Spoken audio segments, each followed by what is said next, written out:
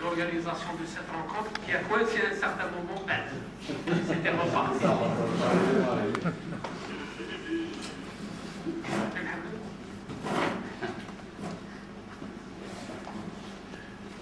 On a convenu de présentation de 10 minutes.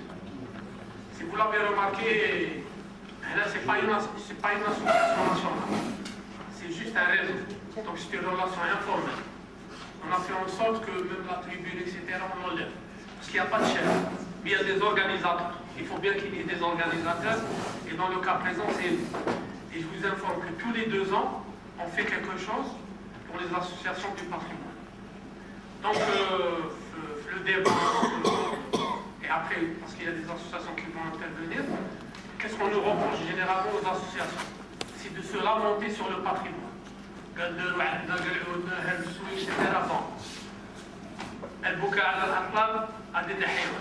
On va discuter de cas concrets et de propositions concrètes. Et donc, l'après-midi, on va reprendre les ateliers. On va faire 2 ateliers, les gens vont s'inscrire, on va approfondir quelques aspects, les ateliers. Et le lendemain, samedi matin, il va y avoir des recommandations et des propositions. On ne va pas les voter ou les signer pour la nouvelle proposition. On va les laisser maturer. Et le réseau se termine par un certain nombre de recommandations. Inch'Allah, en 2013, on fera une autre réunion dans une autre ville. Cette année, c'était prévu qu'on se voit à Bénissaf. Donc à la rencontre, on devait la faire à Bénissaf, prendre 3 jours un peu agréables, visiter Roudaï, Siga, etc. Et quand on a vu les plans de vol et les transbordements, ça a été difficile pour certains qui viennent de très loin, par exemple, à 2h du matin, et à 1h pour revenir ça. Donc pour des considérations pratiques, on a voulu que ça se passe à Oran. Mais de manière générale, des réunions de réseau, soutien que ce soit à Oran, ou la Sable, la Droba, et on fait en sorte que le réseau se réunit un peu partout, et notamment à l'intérieur du pays. Donc, on va donner la parole à Seyfet Ben Yahya, président de l'association de Vieux Rocher, qui va nous parler de la problématique de la prison du centre-ville, qui a fait l'objet de beaucoup d'articles de presse et d'un enjeu particulier du point de vue des enjeux urbains et une confrontation assez exceptionnelle entre l'association et les pouvoirs publics de l'époque. Je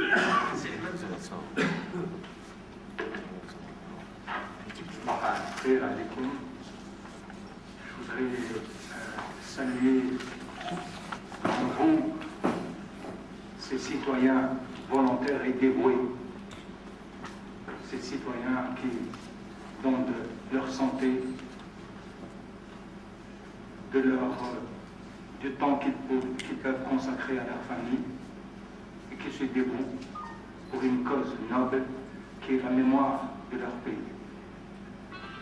Je vais faire lecture pour pouvoir gagner du temps d'un dossier d'une extrême importance et qui est aussi d'une extrême gravité parce que on aurait pu perdre un grand pan de notre histoire de la résistance de notre pays, qui est la prison du Koudia de Constantine.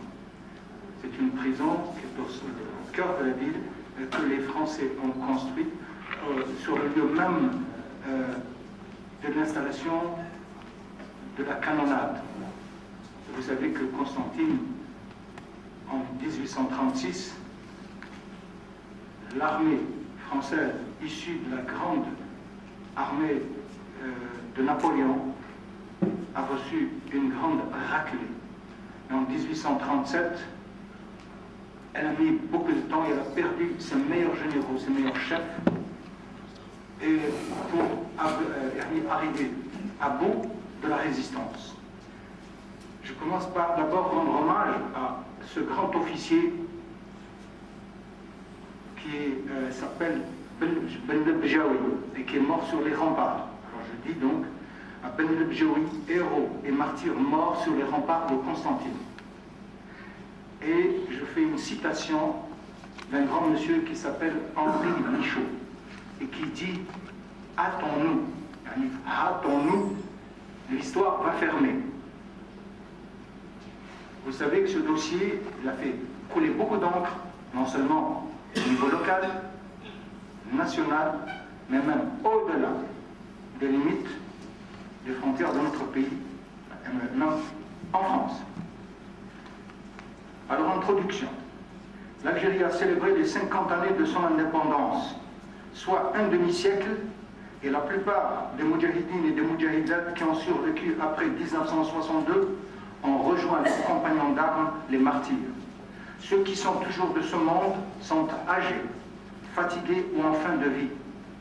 Afin de pérenniser à jamais leur combat et leur sacrifice, il est du devoir de toute la nation de créer ces institutions de la mémoire qui sont le ciment de la nation et qui survivraient à jamais au temps et aux hommes. Dans cette perspective, mon souhait le plus cher est la création d'un musée universel de l'histoire coloniale qui retracerait les faits et pratiques de l'idéologie coloniale, non seulement en Algérie, mais aussi dans le monde. Ce musée serait le témoin vivant pour toute l'humanité, à l'exemple des camps nazis en Pologne et de l'esclavagisme à l'île de Gorée au Sénégal. La prison du Koudia et la gendarmerie, qui était un ancien tribunal militaire, où ont été jugés Cheikh Belhaddad, ses deux fils Aziz et Mohamed, et son frère Boumazr, dont la plupart ont été déportés vers Cayenne et la Nouvelle-Calédonie. Par leur rôle d'outil répressif, seraient toutes indiquées pour incarner ce projet. Ainsi, il me paraît nécessaire de faire un rapide historique de ce processus de sauvegarde, c'est-à-dire comment on est arrivé à toute cette histoire. D'un côté, la société civile qui a conscience de ce patrimoine et les autorités qui avaient certainement des priorités, mais je pense que c'est quelque chose de sauver la mémoire, c'est sauver son identité, non seulement sur le plan intérieur, mais aussi sur le plan international. Comment nous sommes vus et reconnus au niveau des Nations Unies. Histoire de la sauvegarde.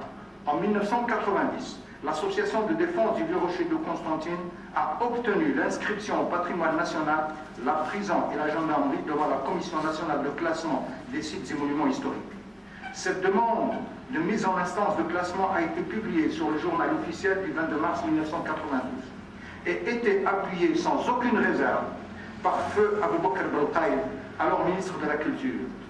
Malheureusement, la PC de Constantine avait refusé l'affichage public de cette décision comme le prévoit la loi. Malgré toutes les correspondances que nous lui avons adressées, aucune réponse ni explication ne nous a été donnée à ce jour. À partir de 2005, pour les besoins du futur tramway et pour d'autres raisons, les autorités de la ville avaient décidé de raser ces deux hauts lieux de la détention et de la déportation au moment même où le Parlement français votait une loi qui louait les bienfaits du colonialisme. Un âpre débat a eu lieu au niveau local, national, sur leur démolition ou non. Il a fallu l'intervention du président de la République pour stopper cette décision. Information qui nous a été rapportée par la presse nationale du 21 février 2007 à Constantine, après une déclaration officielle de M. le ministre des Anciens Moudjahidines.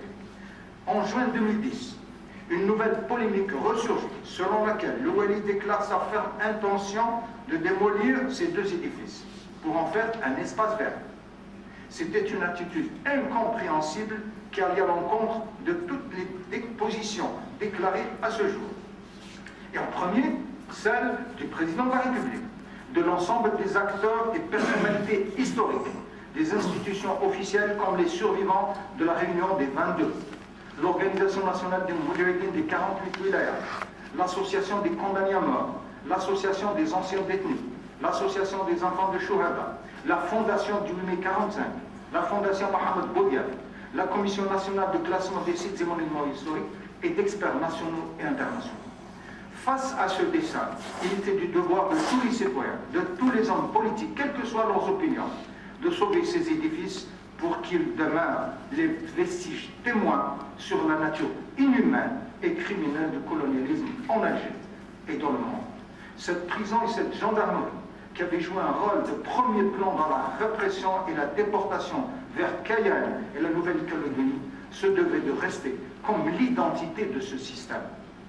Au mois d'avril 2011, le nouveau Wali de Constantine reconfirme officiellement la décision du président de la République de sauvegarder cet ensemble comme patrimoine historique et le bien fondé de ce projet.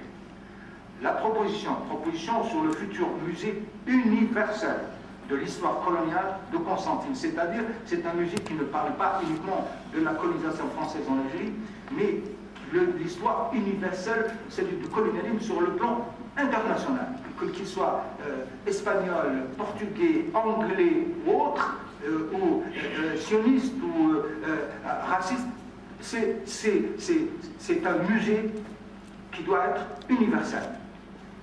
Alors son rôle est d'être un centre international d'études et de recherche historique sur l'ordre colonial, partage du monde, violence, déportation, domination, expropriation, exploitation humaine, exploitation économique, guerre coloniale et guerre de libération.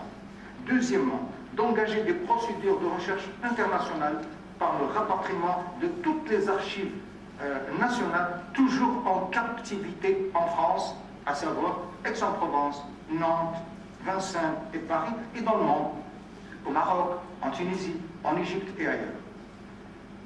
Troisièmement, création d'une bibliothèque avec support numérique, achat et collecte de livres, de films, de photos et œuvres picturales historiques.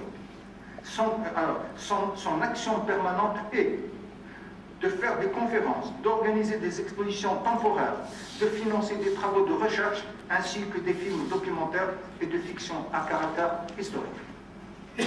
Démarche pour réaliser ce musée, pour être au rendez-vous avec l'histoire et avec le 60e anniversaire du déclenchement de la guerre de libération en 2014, il est urgent, premièrement, d'installer un comité de parrainage composé d'historiques, d'historiens, des ministères des Moudjahidines, de la justice, de la culture et autres personnalités.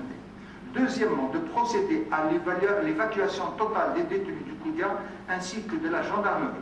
Troisièmement, de lancer un appel d'offres national et international pour la sélection du bureau d'études spécialisé dans la restauration et la mise en valeur des sites et monuments historiques, à l'exemple de ce qui a été fait pour la prison de Boston aux USA ou en Avignon en France. Je suis allé jusqu'aux États-Unis à Boston et j'ai vu cette prison parce que Boston, c'est la capitale de l'histoire américaine.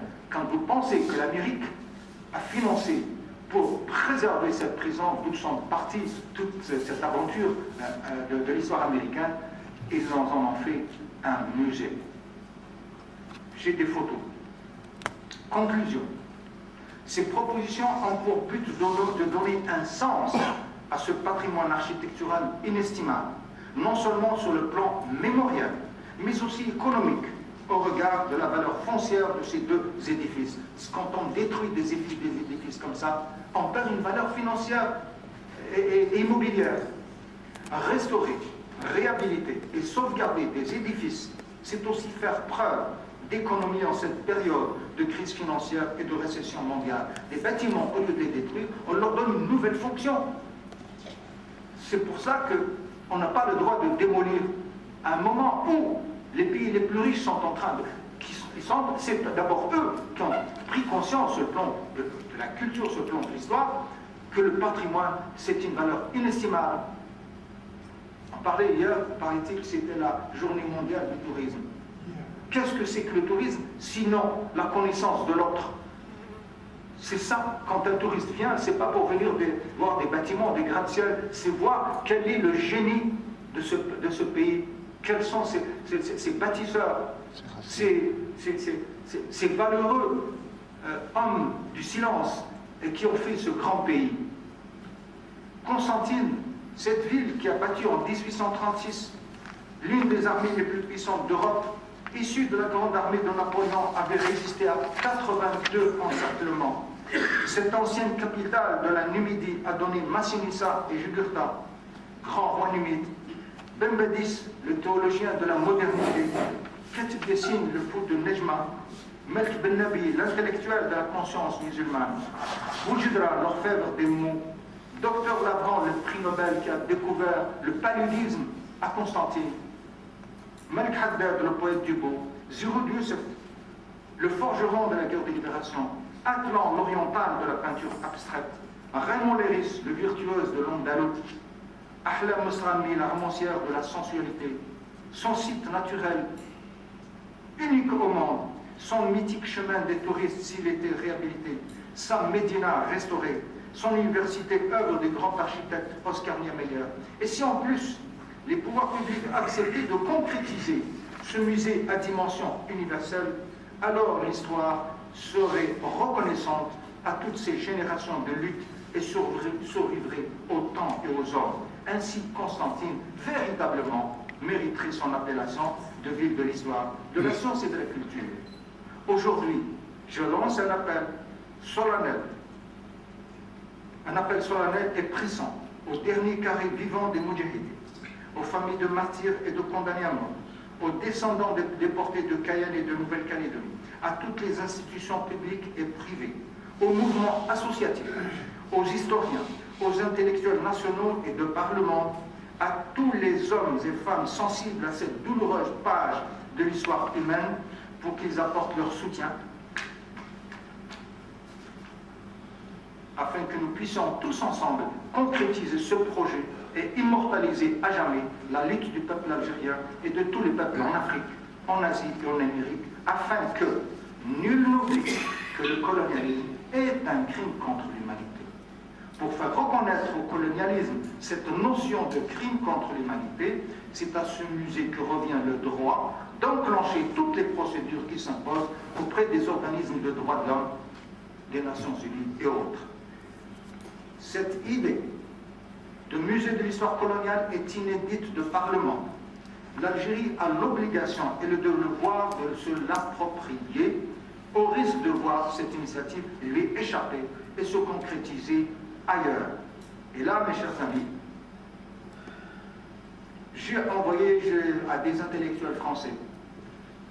Et le 8 mai dernier, sur le journal Libération, il y a une trentaine d'intellectuels qui ont pris cette idée et qui l'ont pas publié sur le journal Libération du 8 mai, où ils demandent à faire la même chose en France, et ils l'ont intitulé Musée, manifeste pour un musée des histoires coloniales. Parmi ce groupe, il y a Benjamin Stora. Et donc, ils reprennent pratiquement et disent, cette année, les 50 ans de la guerre de libération, alors que nous commémorons, etc., c'est-à-dire vous dire. Quand vous voyez donc, ils ont pris cette idée, j'ai dit à ça, j'ai envoyé des messages à ceux que je connaisse. Je leur ai dit, vous voyez, à une époque, vous aviez un président qui disait, eux, ils ont le pétrole, nous, on a les idées. Je leur ai dit, voyez-vous, ici, non seulement on a du pétrole, mais on a aussi des idées qui inspirent les autres. Et vous, ça y est, j'ai terminé, mon ami. Tout simplement, ça vient. J'ai eu une interview l'année dernière sur le journal La Croix. Et voilà, ici, donc j'ai parlé de cette histoire de musée universel. Suite à cela, est venu un ex-ambassadeur à demander aux autorités algériennes de modérer les festivités du 50e anniversaire à la suite, parce que jusqu'à maintenant, le colonialisme ne lui est pas reconnu le caractère criminel. Et donc, ce débat, l'ex-président de la France a dit qu'il faut modérer pour ne pas, comment dirais-je, poser des problèmes sur un type d'électorat. Bon, je m'arrête là sur les conséquences. Mais en tous les cas, c'est à vous maintenant.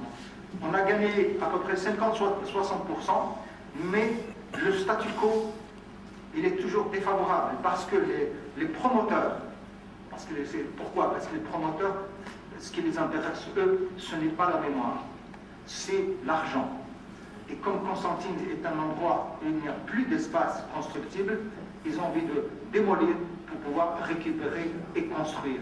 Alors, je pense que c'est une chance, et je remercie mon ami Tayeb de m'avoir donné l'occasion de parler devant les meilleurs enfants, parmi les meilleurs enfants de ce pays que vous êtes.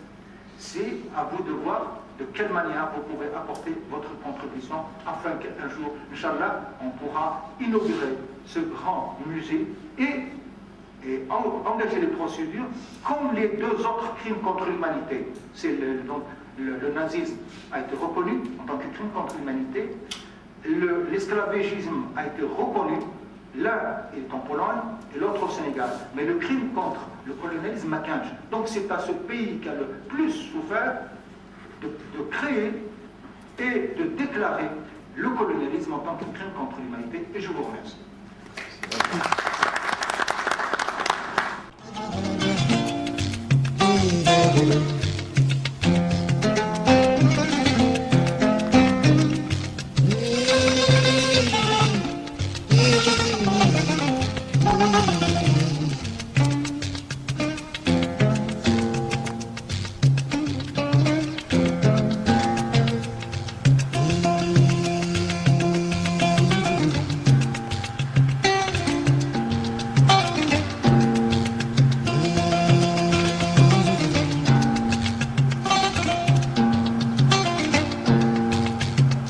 da da